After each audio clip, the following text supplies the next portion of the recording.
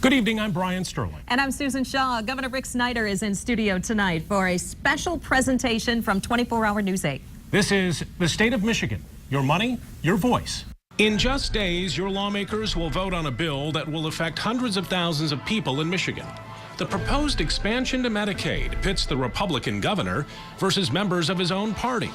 It would extend health insurance to almost 500,000 more people in our state. But will it get the votes? Is it even right for Michigan? And just weeks before school is set to start, there's a heated debate going on in Lansing over tougher education standards after funding for them was blocked. Will they raise the bar, or are they an intrusion into our schools? And between Detroit's bankruptcy and unemployment rate still near 9% in our dilapidated roads, the economy is still a major hurdle in the way of Michigan's comeback. So what's being done? These are all big issues facing our state. And tonight, the governor came to our studio to answer your questions. The state of Michigan. Your money, your voice. Live from the Wood TV studios.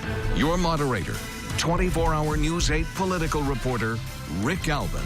Good evening, everyone, and thanks for everybody being here tonight, starting with you, Governor. It's very nice to have you here. All of our studio audience, many of you have traveled a very long distance. It's going to be a very exciting night. I want you to know tonight we're going to talk about some very specific policy issues that are going on, and we are going to start with one that has dominated the conversation here for some time. Before we get started with that, I want to thank some of our partners at WEYI who are also carrying tonight's event. You can join us through Reported at woodtv.com. We'll be taking those questions as well throughout the evening. But let's start with a very important issue. You heard it there in the setup. 500,000 more people in the state of Michigan could go on the Medicaid rolls. That is, if the state Senate agrees to a compromise plan that they've been working on this summer, and if the House will go along with that. Part of the holdup may be that all of that is part of the Affordable Care Act, or Obamacare, and that has some Republicans versus Republicans in this conversation. Governor Rick Snyder has said he is in favor of that Medicaid expansion. The governor is here. We thank you so much again. Please explain to the audience here and at home your position on that, sir. Sure, I appreciate it, Rick, and thanks for holding this event because it's a chance to talk about this important issue. It's about the health of Michiganders. Now, why has this been such a big deal? Let's step back for a minute and look at it. If you go over the last 2 or 3 years, probably the most polarizing thing we've had in our country is the discussion about the Affordable Care Act, or what some people call Obamacare. And if you look at, people have dug themselves in positions of either being yes or no. Well, the question's not that simple. There are many negative things to the Affordable Care Act that Michigan is going to face, but they're federal law. We're not going to change those things. The question is, what can we do positively for Michiganders that's under our control? And we have a very important opportunity here. Healthy Michigan is a good thing for Michigan. And why do I say that? There are 2 main reasons. First, we're talking about 470,000 Michiganders. And who are we talking about? We're talking about people that are lower income people, but hardworking people. They don't have health insurance. Where do they go now for their health insurance? They go to the emergency room. That's a bad answer. People in the ER are fabulous. But if you have to rely on the ER, it's not a good situation. And quite often, they're so conscientious, they wait until they go. It's a very bad situation. It's very chronic, it's very negative, where if they could have gotten to a doctor and had preventative health care, they could have avoided most of those problems. So if you think about it, what a terrible situation that we put people in the position of saying they have to wait too late, they have to go to the ER, rather than having a chance to get health care and have a better life. Isn't that something we should all want to help? Because we all know some of the people involved. The second thing is, this would actually save us money as Michiganders. So if you step back and look at it, the people today are using the ER. It's in an uncompensated, unmanaged system. Think about how expensive that is. Most of us have been to the ER and seen those bills. What's more expensive, an ER visit or going to a doctor and getting care? It's often 8-10 times more to go to the ER. Now, doesn't it make sense if we have a managed care system and they get help, it would save us money? Because we pay for that ER visit. It's unmanaged, uncompensated care, so it comes through insurance premiums and other ways we pay for it today. So if you step back from the Affordable Care Act. Step back from politics, whether you're a Republican or a Democrat. This isn't about partisanship. This is about us being a family of 10 million people to say, if we're sitting at a table of family members, aren't we going to find a way to help people be healthy in terms of giving them an opportunity for success? And then secondly, if it can actually save us money, why wouldn't we do that? We should just simply get it done. The last thing I'll add is this is not the vanilla Medicaid expansion from the federal government. I want to compliment the House for doing outstanding work, passing a great bipartisan bill that made Healthy Michigan, because it actually asked people that would be part of this to do wellness and personal responsibility, to take more interest in their own health care, which would help them and again help us all save dollars.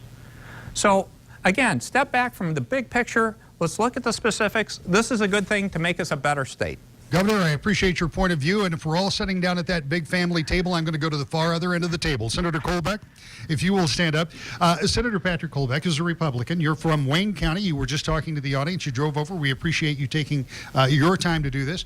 I know that you and the governor agree on many things. On this, you disagree. So, and I know you have an alternative plan, but if you could, talk to me about why you don't believe Medicaid expansion is a good idea. Well, first of all, I want to start with common ground. I mean, we actually both share the same objectives, and I would imagine I share the same objectives with everybody in this room. We want to lower the cost of health care, we want to expand the access to good quality coverage, and we want to protect consumer choice. That was a starting point for Obamacare in the first place, right? But the bottom line is I've got a fundamentally different approach on how to accomplish that. The Healthy Michigan plan is an expansion of government assistance, is an expansion of dependency on government, and I've got an approach that I believe achieves the same goals, but does so with a free market solution. So the fundamental reasons why I'm opposed to Medicaid expansion in general and as captured by Healthy Michigan are really, it starts with, first of all, we are implementing Obamacare with that approach. It's Section 2001 of the Affordable Care Act. And it's the key tenet of it. It's a path to government control of everybody's health care. And the second part is it actually costs more money from the standpoint of the government. Our budget in the state of Michigan increases by $1.5 billion. You know, that might be fine and dandy for the first year as the federal government's kicking in funds, but it's unsustainable. Our tax base is increasing at a rate of about 2 to 3% a year. Medicaid increases at a rate of 8% a year. Sooner or later, you're going to have to pay the piper, and it's going to be on our youth. It's going to be on the next generation that's going to have to pay this bill. It may not be in the next 4 years, 5 years, 6 years. Now we're going to start getting into the negative side of the equation. And the third area is that, you know, while Medicaid is an insurance program, it does not necessarily equate to good health care. And there's numerous peer-reviewed studies that actually demonstrate that people who are actually uninsured receive better health care than those who receive Medicaid. And the last reason is that I think there's a better solution, and I call it the Patient-Centered Care Act. And what the solution has been described by David Chase out at Forbes.com as 2 parts Marcus Welby, 1 part Steve Jobs. And what it does is focus on direct primary care services. You know, the way that medicine used to be provided, the old Norman Rockwell paintings.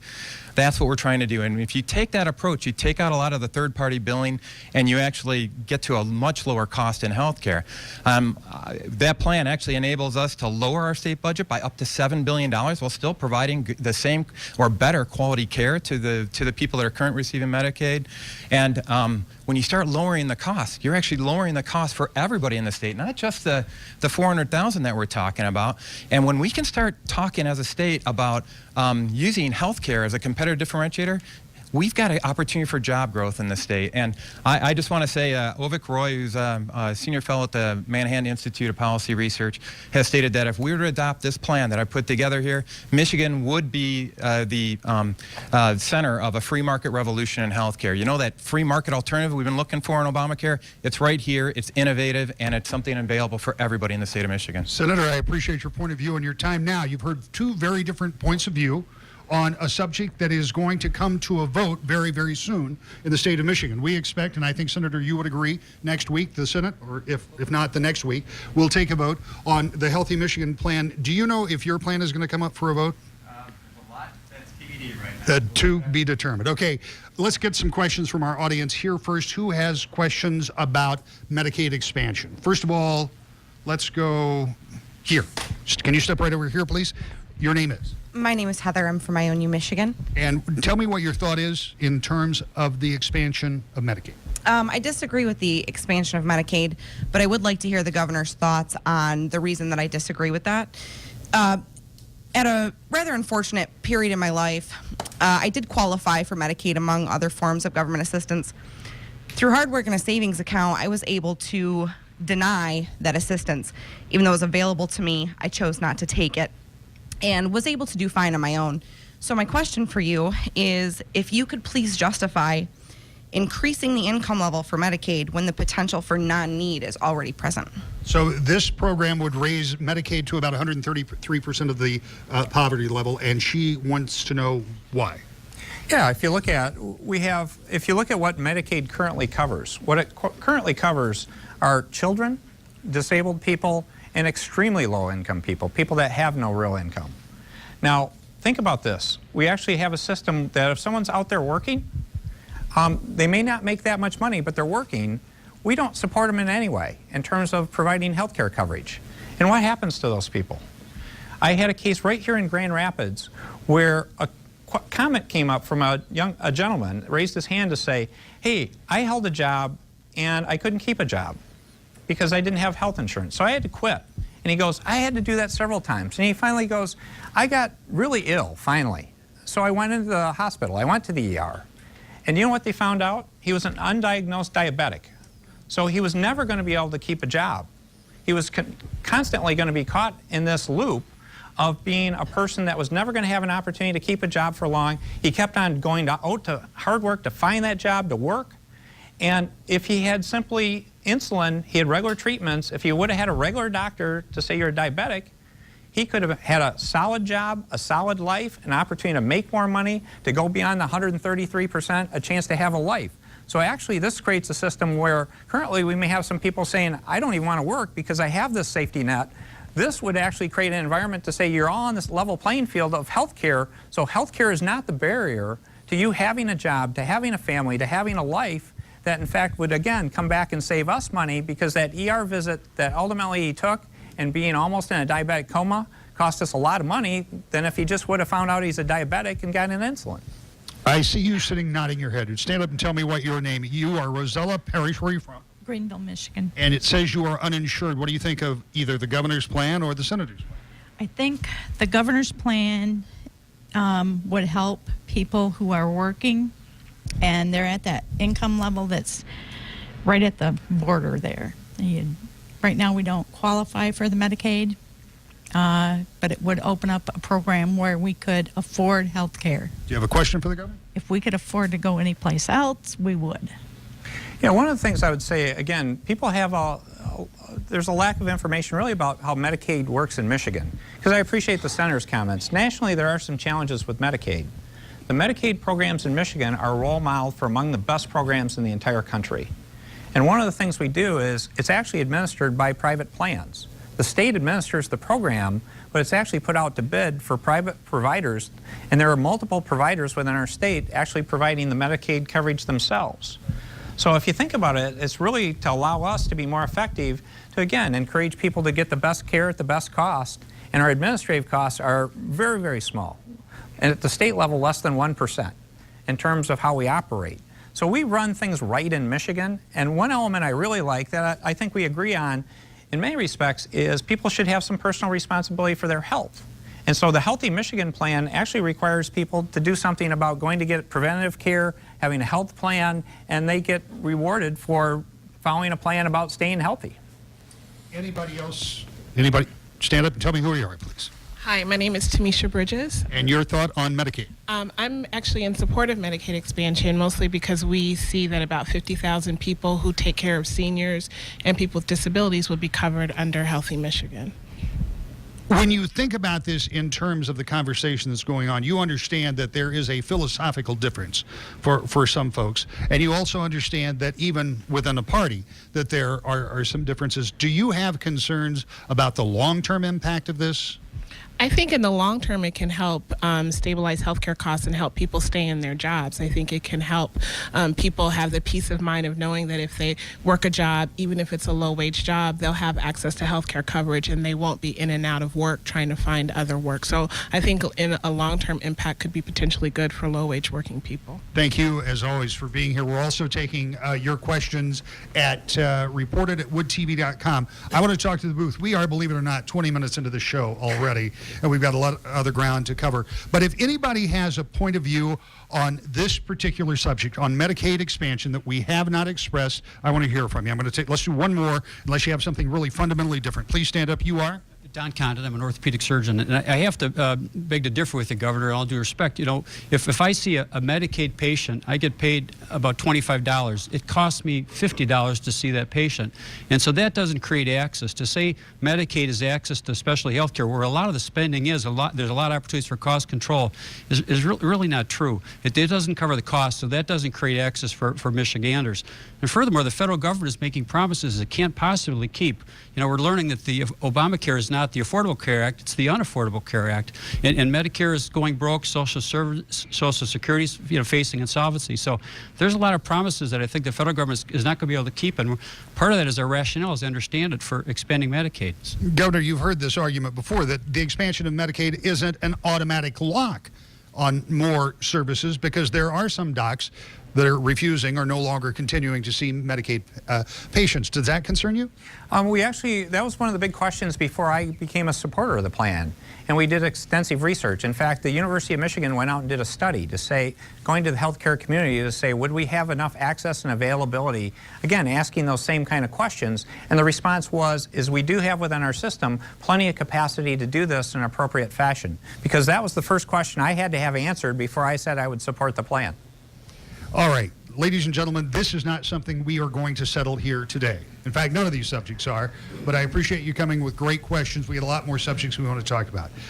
There is a subject, perhaps as much as medicine, Medicaid expansion, what happens with the Affordable Care Act, what happens as we go further down the reform of health care, that will impact everybody in this room. It will impact some of you very directly. It will impact some of you because of your kids and your grandkids and the future of the state, and that's education.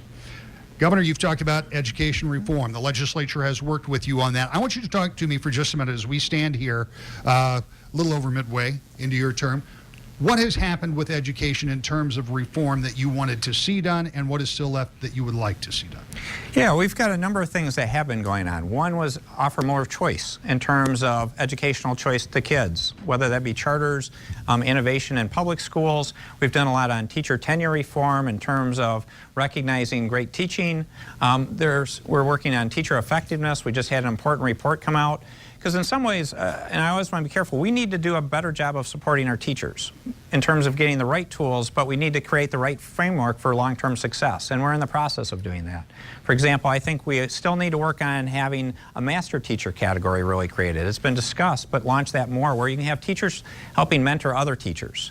So we've done some good reforms so far. We're looking at that. One of the other things we've done is the whole financial system. We had an unsustainable retirement system in terms of for teachers and for school employees.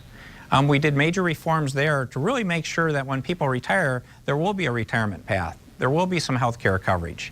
That wasn't being properly funded in our state for a lot of years. And so we've made that payment plan. Now we need to stick to it. So there's a lot of reforms going on, Rick, but I would say there is a fair amount more to go to really say, how do we create a more student-centered model? In terms of really making sure we can give students the right resources to go as fast or slow. I call it the 4 Any's: anytime, any place, any pace, any place. We have had an interesting summer in that very often in Lansing, if we aren't dealing with the budget all summer long, which has not been the case in the past few years, the policy side gets a little dry.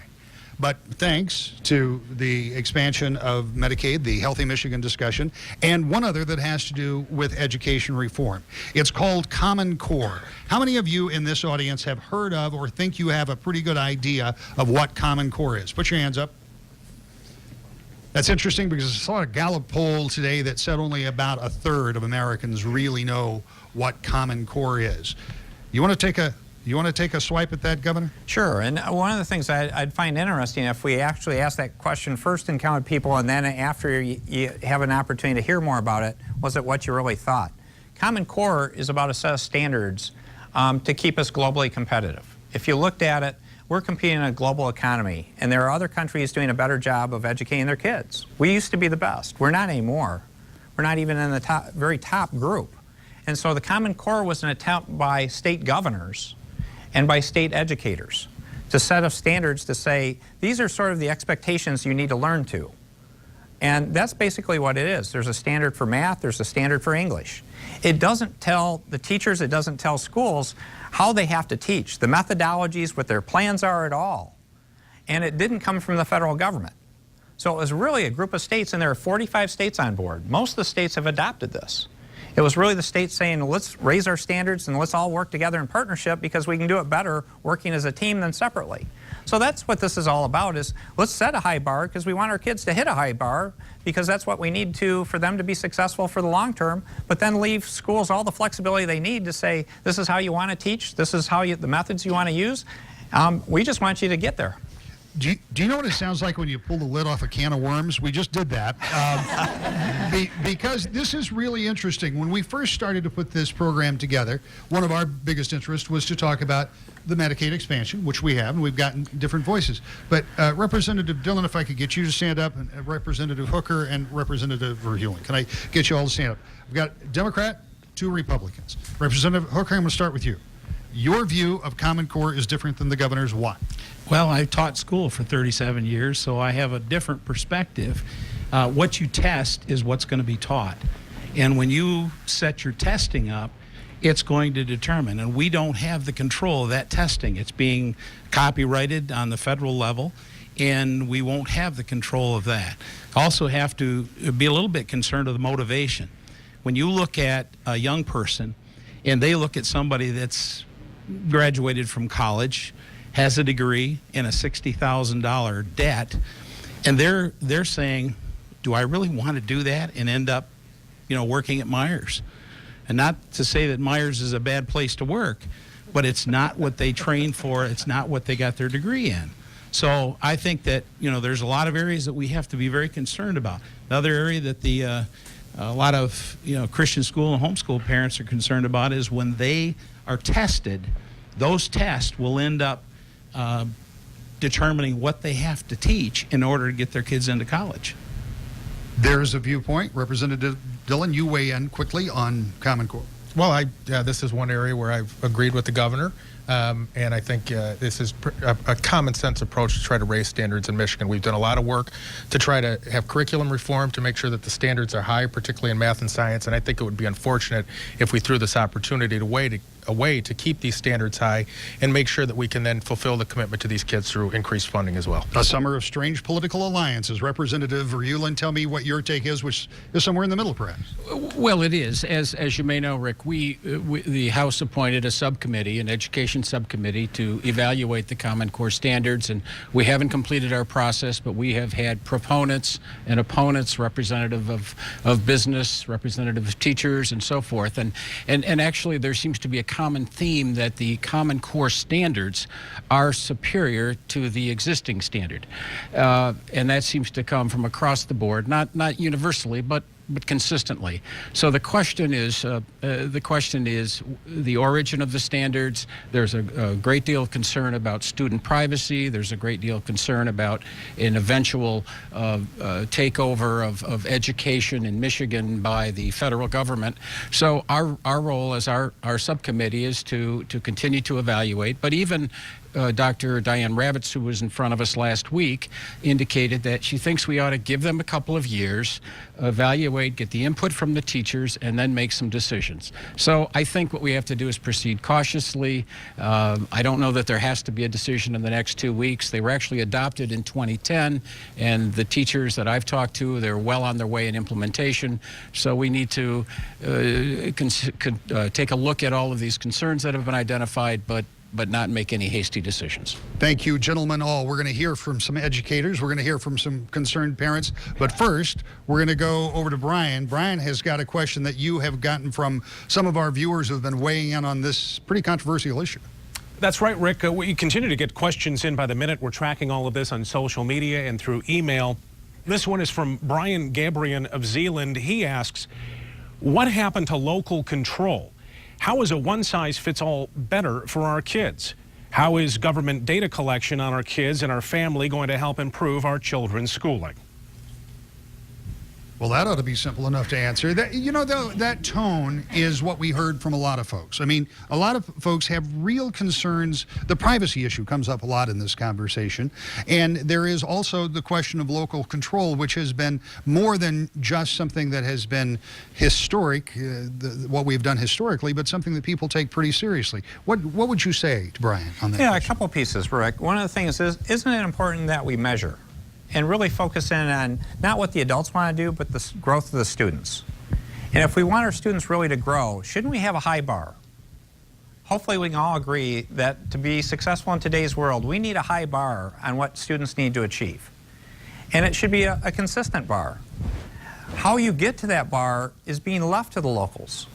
So this doesn't interfere on how you achieve that outcome, but to simply say, in today's world, we need a high bar, we should have a common bar, because that really allows parents to evaluate how well their local area is doing versus another local area, or school versus school. Shouldn't we have a common measure instead of saying everyone has different measures so you can't really tell who's doing the best job?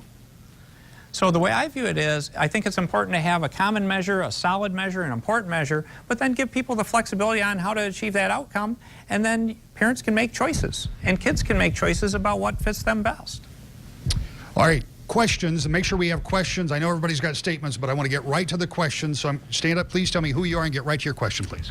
Hi, my name is Karen. I'm a mom with 6 children, and I want to say that the Common Core standard is too low. You can't have a standard of measure unless you first know the goal in mind. And the goal of Common Core, and it seems the state of Michigan, is job readiness. That's not my goal. So if you're going to have an outcome, what is the outcome when it's job readiness? I don't know. My question to you is specific to the Common Core. The standards are copyrighted. The standards are owned by a private trade organization. They're no longer owned by the state of Michigan. Governor Snyder, how did we cede control of our standards, public standards, to a private trade association?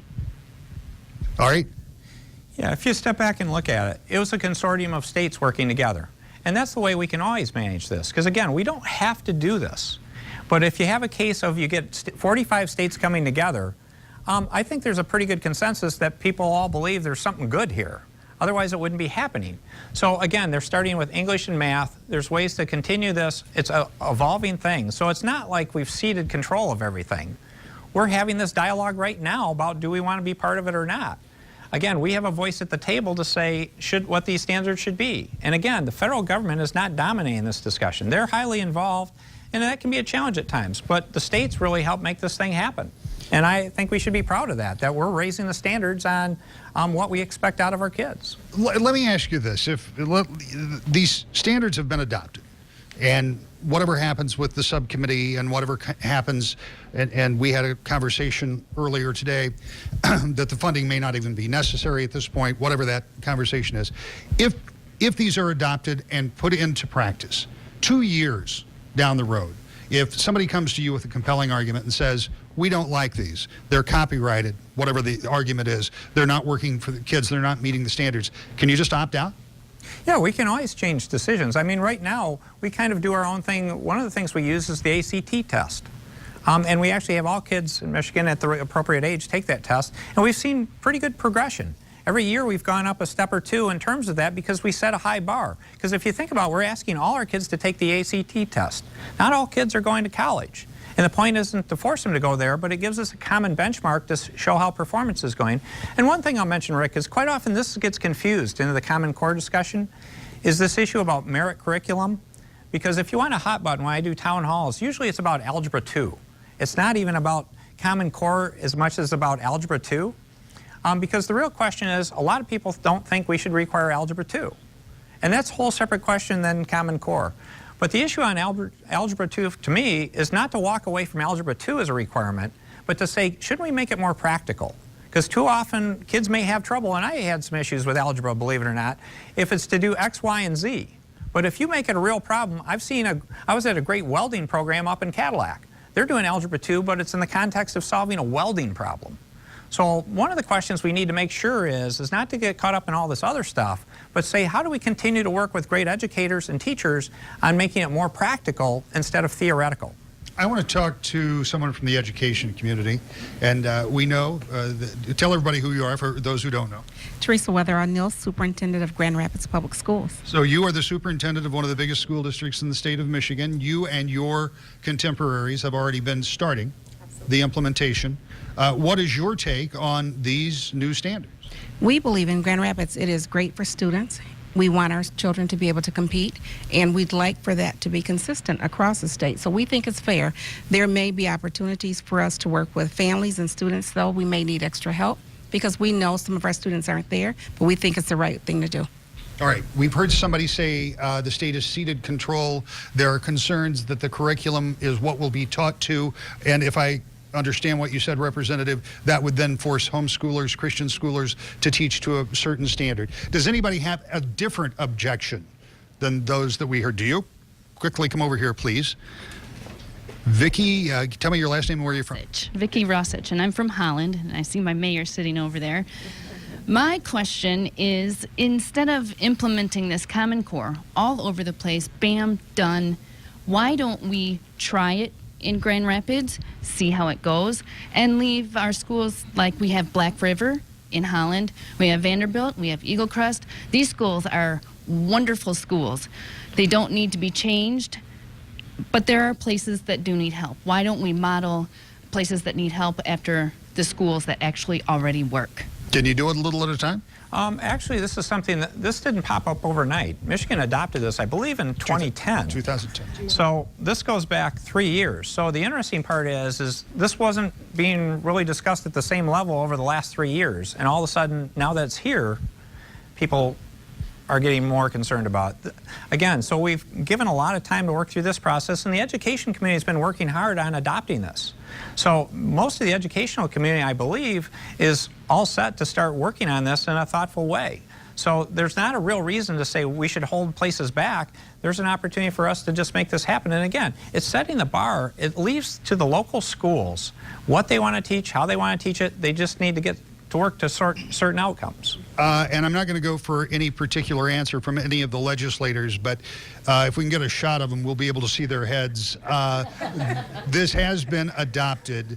There is some conversation right now, but unless something dramatically changes, these standards are on the books. Would you agree with that? Never been approved by the legislature. Yeah, say that again? Never been approved by the legislature. But does it have to be? Isn't that a function of the school board, which is also an elected group of people? We represent the people, and the people want to make sure that not only do we want high standards, but we want to make sure that those standards are going to help every young person, not leave kids behind. All right. Students, for example.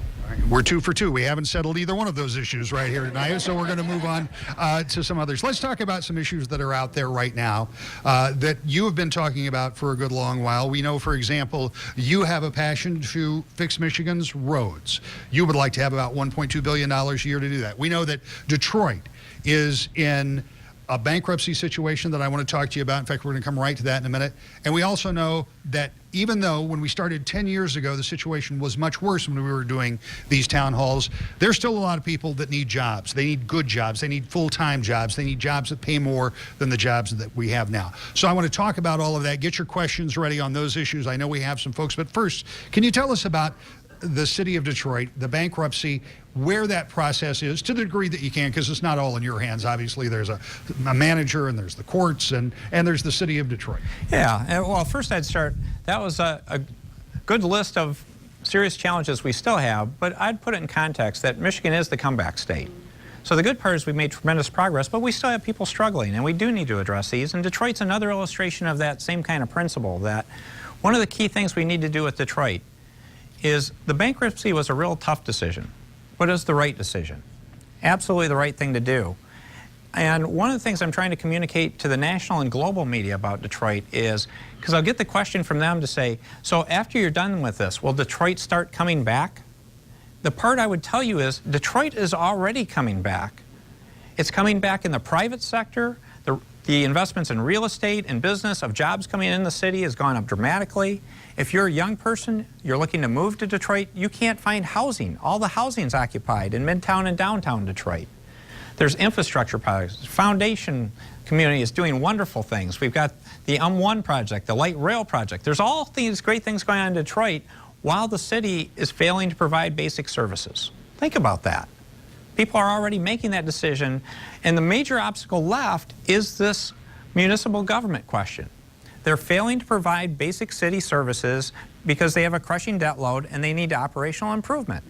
So by taking on the bankruptcy question, by resolving those questions and providing better services, having the debt issue addressed, it's the last major obstacle we have to getting Detroit on being one of the great places to come, to grow, to making a great place of value that people should want to come to and has a very bright future.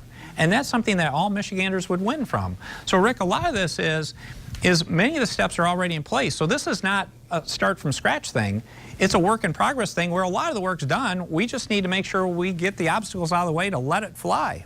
All right, I want you to get your questions about Detroit. Anybody got a question about Detroit in here about the bankruptcy? Hold it for 1 second because I have one question. I don't want to get too far in the weeds on this because I assure you, you understand the bond market much better than I do. However, there is a fear on the part of some people that bonds, those municipal bonds that were issued by the city of Detroit, if they are not secured, that could have a negative impact, perhaps on other Michigan cities, but if they're not secured, it could be a whole new ballgame for places like Oakland, California, and elsewhere that are also in financial tough shape that are trying to get bonds out there. And if those bonds aren't secured, I'm sure not buying them. Are you? Well, let's start even at a simpler level. If you think about it, most of us are aware that bonds are rated. They're credit rating agencies and they have good grades. And most investors are looking for investment grade opportunities. We have hundreds of jurisdictions in the state of Michigan that issue bonds. The number that are not investment grade, I would have fingers left on one hand. So the first starting point is to recognize most of our municipalities and jurisdictions have strong situations where they're investment grade. And that's the main thing investors are looking for. So we're in reasonably good shape there.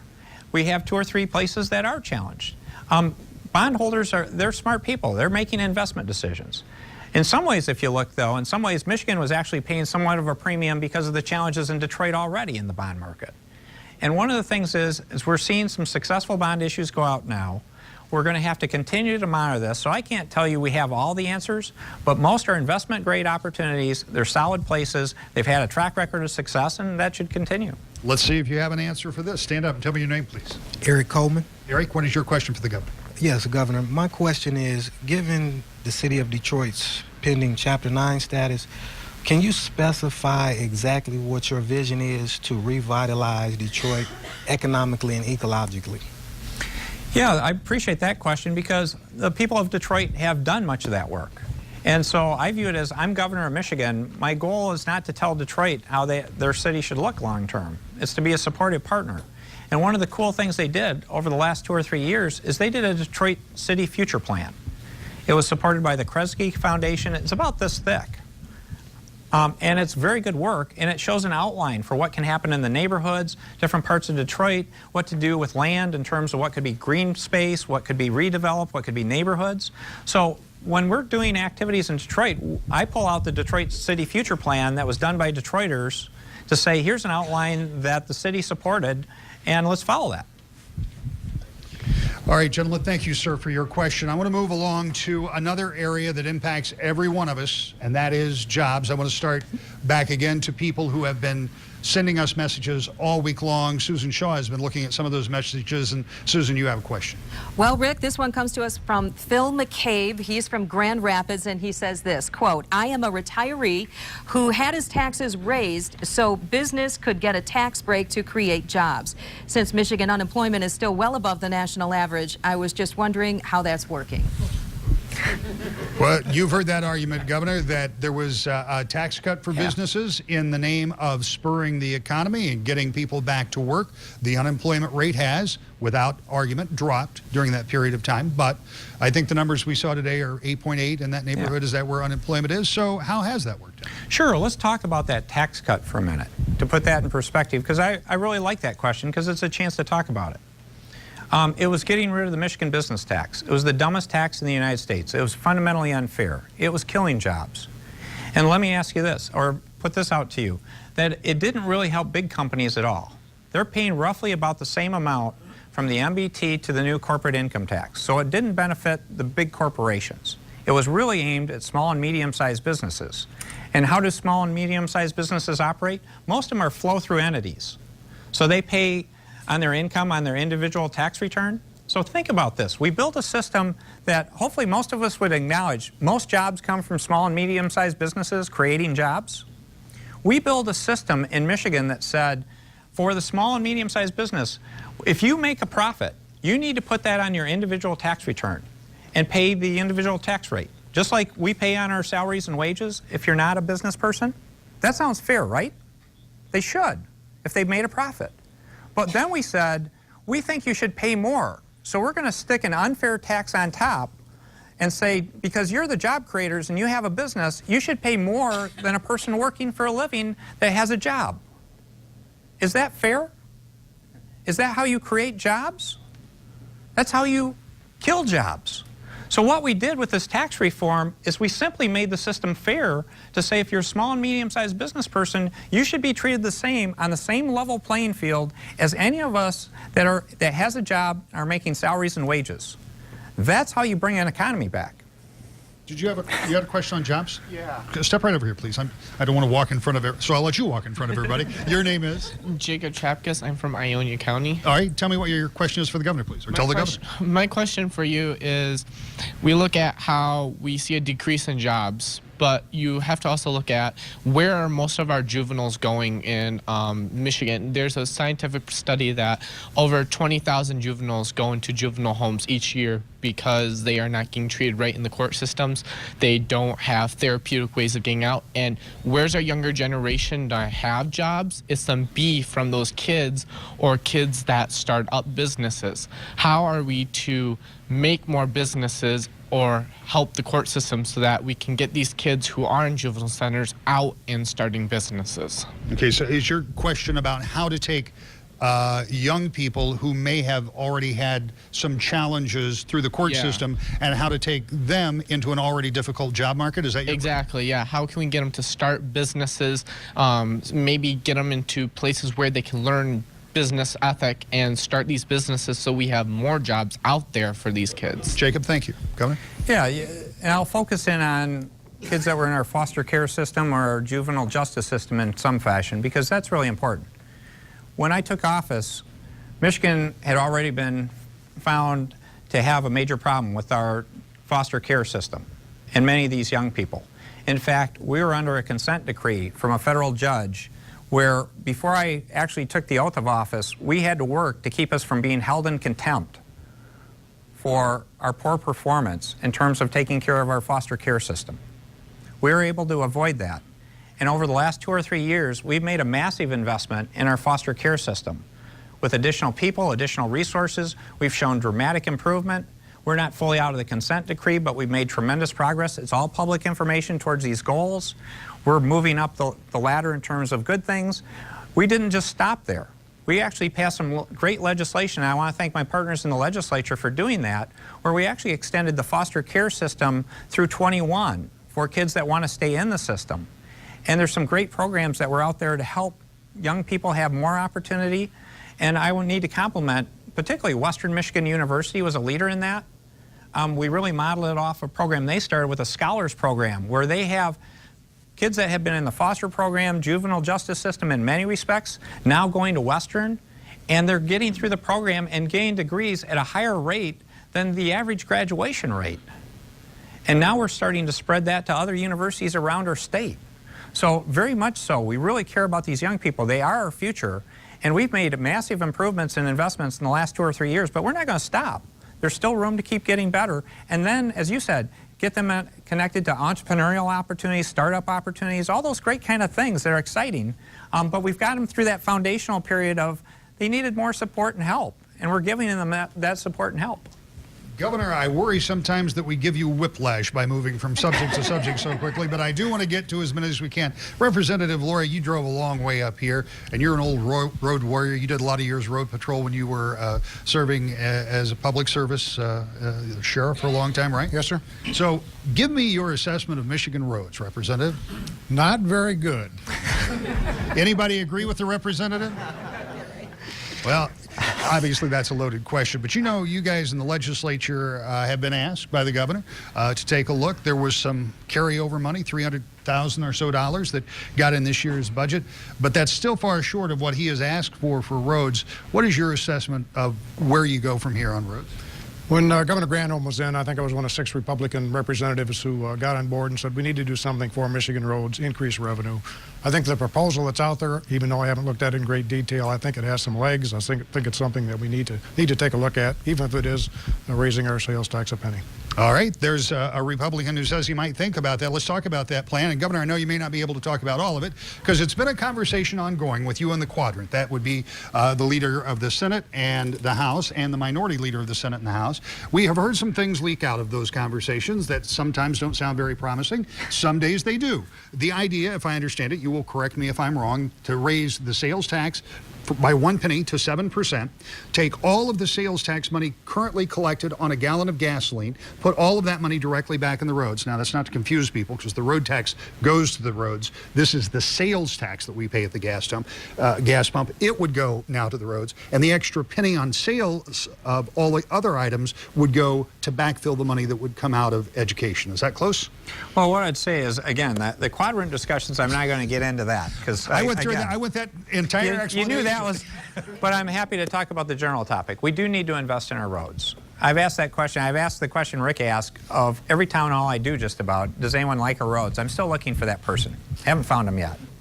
But the issue is it becomes about politics, and then people sort of step back and say nobody wants to contribute to the solution.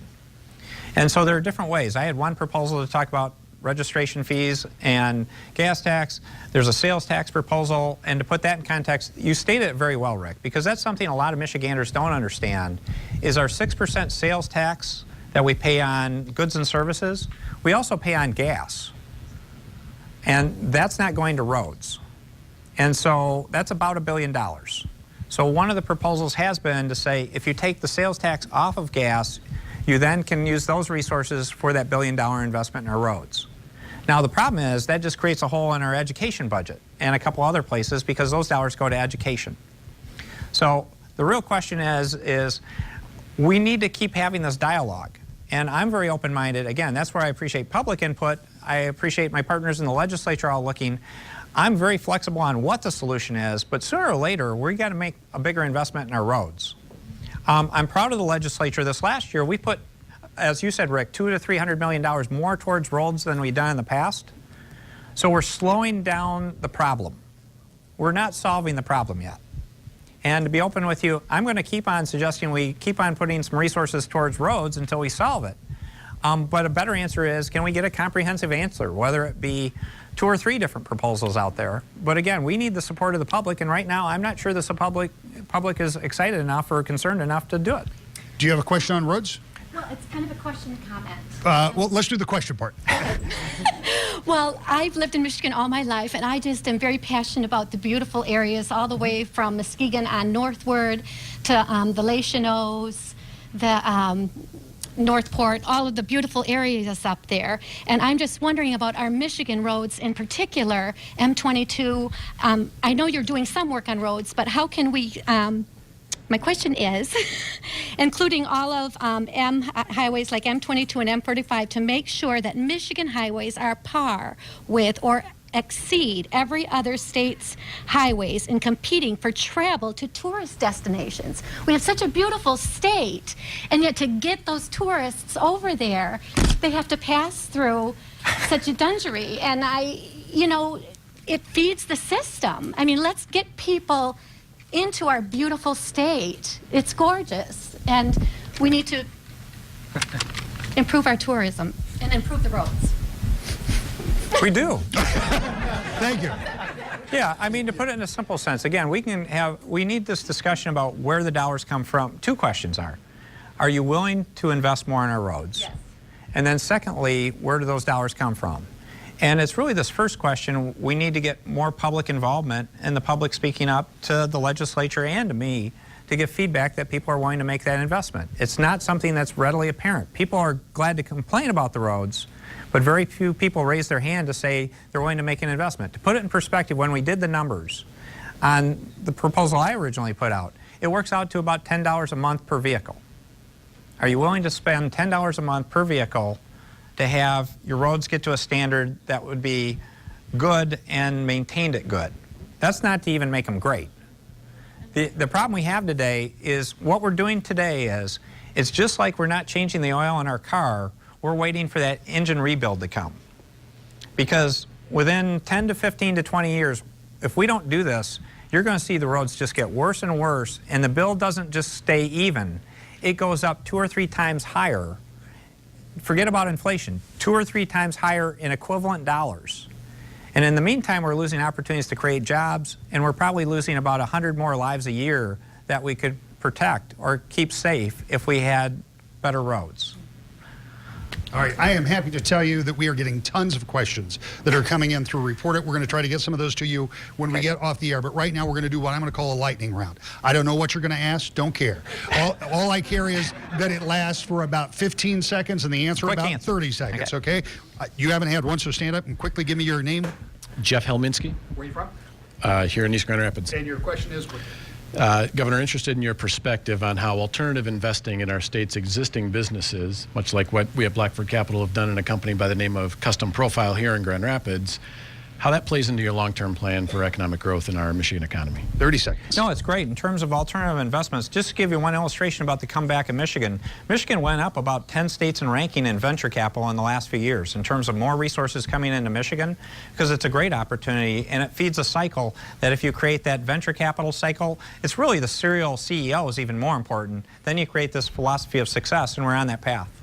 All right, sir, stand up and give me your name, please. Michael Scruggs, Chairman of the Kent County Black Caucus. Your question. Governor, you talked about foster care. Section 515 mandates the County of Kent to go from 85 to 100% privatization of foster care. And Legislative Bill 5174 talk about privatization of prisons, where there's a clause that asks for a 90% guaranteed occupancy rate. Can you speak to privatization as best practices? Sure. Actually, I don't promote privatization. What I promote is competitive bidding. And that includes offering the private sector a chance to bid, but also having the public sector in that process. Because I don't think people should simply say automatically the better answer is the private sector. I think it should be an open way to say, shouldn't we let competition work between the public and the private sector? All right, somebody in this section who hasn't had one, stand up quickly, please. Your name? Julia Rupp from Michgan. Governor, thank you for your support of Healthy Michigan and Medicaid expansion. My concern and question is, I was happy to hear you talk about prevention services. For mental health, we use state general funds for that. What's the impact to the state general fund to community mental health going to be if we get Medicaid expansion? Actually, the state saves about $200 million in all areas, and mental health services would dramatically improve under Healthy Michigan, because it would cover many more things. So one of the big benefits of Healthy Michigan is it would significantly improve our mental health services and opportunities. And mental health services lead back to physical health costs and a lot of other issues with jobs. So this would be a big plus for mental health services in our state. Somebody in this section, stand up, sir. Come right over here, please. What's your name, please? George Wilson, Rockford. Governor, in the last decade, we've lost about 70% of our school librarians in this state, mostly because of budget cuts coming down from Lansing. Would you support a bill requiring that all school libraries be staffed by professionally certified librarians? I'd want to be careful about that, because again, I think there's a lot of opportunities. It's like, how can districts partner together, work together? One of the things you find is this phenomenon of what's online versus, again, traditional books. So I'd want to be careful about simply giving a mandate, because again, one of the challenges we always have with school districts is the concept of unfunded mandates or mandates that we require schools to do versus letting local control make those decisions. I appreciate librarians. I'm a good nerd, so I love to read. So Librarians are not just about books these days. no, I know exactly that. I've actually You're not on mic, sir. You're going to have the world's quickest question. Okay.